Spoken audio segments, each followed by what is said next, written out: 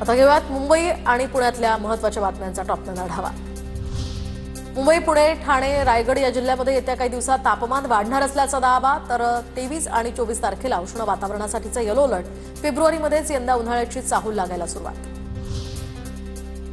Elphinstone पुलामुळे बाधित होणाऱ्या रहिवाशांचं एमएमआरडीएकडून पुनर्वसन केलं जाणार। यासाठी एमएमआरडीएनं म्हाडाकडून घरं विकत घेतली आहेत। मात्र ही घरं बदलून देण्याची रहिवाशांची मागणी, म्हाडानं 12 रहिवाशांसाठी ही नवीन घरांचा आता शोध सुरू केला।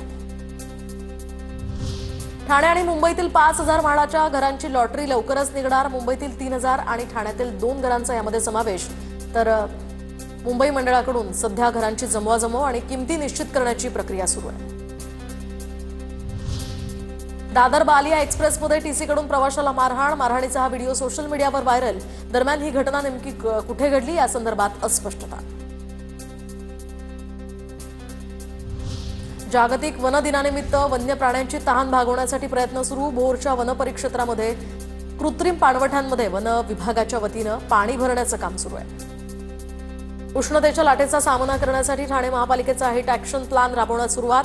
हिट ॲक्शन प्लॅन अंतर्गत शहरातील प्रमुख ट्रॅफिक चौकांमध्ये ग्रीन नेट, तर ग्रीन नेटचं सर्वच ठाणेकरांकडून स्वागत। पुणे महापालिकेमध्ये राजकीय पदाधिकारी आणि प्रशासकीय अधिकाऱ्यांची समन्वय समिती असणार। सर्वसाधारण सभेचं कामकाज वेळेत पूर्ण व्हावं यासाठी ही समिती असेल। समितीमध्ये महापौर, उपमहापौर, स्थायी समिती अध्यक्ष, सभागृह नेते, विरोधी पक्षनेते आणि पक्षाचे गटनेते असतील। मुंबई मेट्रो 3 मधून प्रवास करताना आता मोबाईल नेटवर्क गायब होण्याची शक्यता। मेट्रो प्रशासनानं दूरसंचार पायाभूत सुविधा करार रद्द करण्याचा निर्णय घेतल्याची माहिती। करारातील अटी पूर्ण न झाल्यानं सेवा समाप्त करण्याची ही शक्यता।